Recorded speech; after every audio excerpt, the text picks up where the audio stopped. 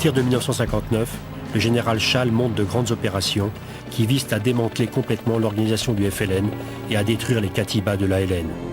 Des milliers d'hommes, surtout des parachutistes, forment un gigantesque rouleau compresseur qui balaye l'Algérie d'ouest en est.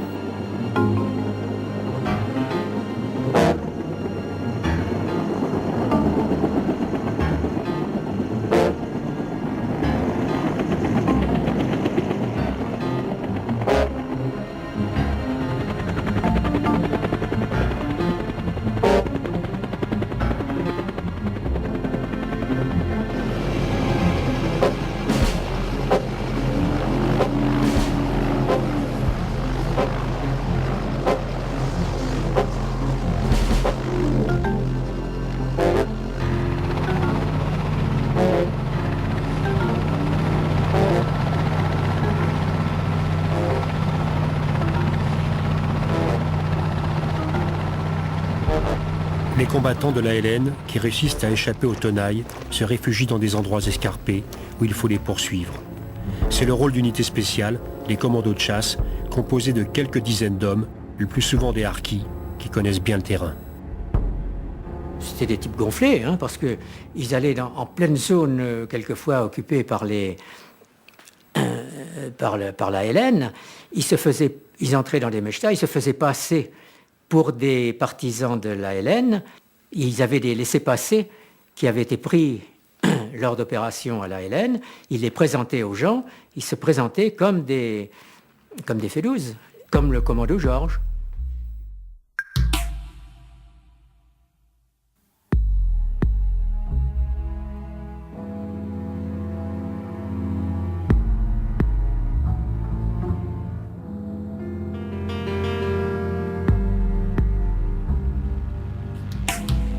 Le commando Georges est le plus célèbre des commandos de chasse, formé par d'anciens maquisards FLN, souvent torturés, puis retournés. Il en est d'autres, peu regardants sur les méthodes, dont la réputation effraie dans les douars.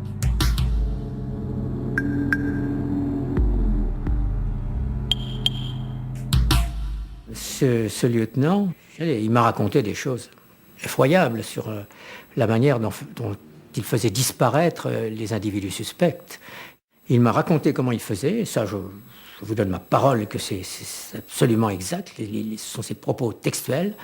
Il m'a dit, voilà, il arrive qu'on sépare la tête du corps, des gens que l'on a trucidés, on fait bouillir la tête dans de l'acide sulfurique, les restes sont jetés dans le jardin, et le corps est embarqué dans un 4x4, c'est-à-dire un Dodge, et là, à des endroits où on sait que le sable le recouvrira, on dépose le corps et on n'en parlera plus jamais.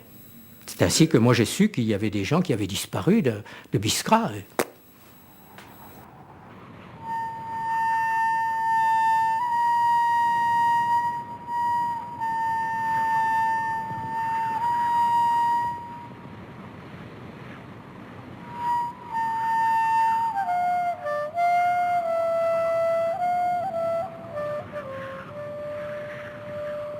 Quand ils sont arrivés la première fois, j'ai fait demi-tour vite fait, je suis rentré dans le gourbi qui nous servait d'infirmerie à la salle, je suis ressorti avec ma mitraillette, je disais les FEL qui arrivent là, c'est pas possible.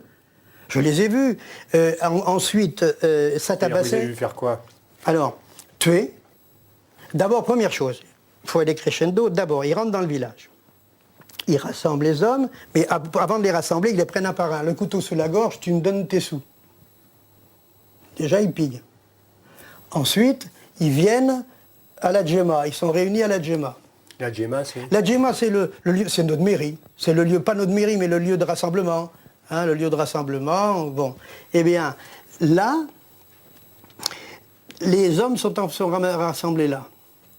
Celui qui ne marche pas assez vite, on le tue. Sans forme de procès. On tabasse tout le monde. Il n'y a pas plus de suspects que autres. Et on les tabasse pas n'importe comment, avec une canne. Et ça, c'est pire que la gégène et pire que tout le reste. Vous avez une canne ou un tuyau. Mais eux, c'était des cannes. Et vous tapez, mais tout doucement. Il ne s'agit pas d'aller taper un grand coup. Vous allez il va tomber dans les pommes, ça va être fini. On tape tout doucement. Là, je les ai soignés, moi, derrière ces gens-là, à l'infirmerie. Il fallait voir dans quel état c'était. Il y a le dos n'est plus, il est noir, il est Donc, il parle ou il parle pas. S'il parle pas, il tue. Et s'il parle, qu'est-ce qu'il va dire? Il sait pas. Ça, c'était vraiment des tortionnaires. Ce commando de chasse, c'était les SS en Algérie, rien de plus. Partout où ils sont passés, ils n'ont fait que de... Et alors, les viols, mais ils n'ont jamais violé une gamine de 19 ans, de 10 ans, de 11 ans, de 12 ans. C'était ça, on voyait les pères venir nous voir après, ils ont cassé ma fille. Mais c'était impensable. Jamais je n'ai vu torturer comme avec ceux-là. P16, voilà le nom du commando de chasse, P16. 50%, c'était des félagas qui avaient été arrêtés, qui avaient été torturés, qui avaient vendu leurs frères. Ça, c'est la honte de l'armée française, ce commando de chasse-là.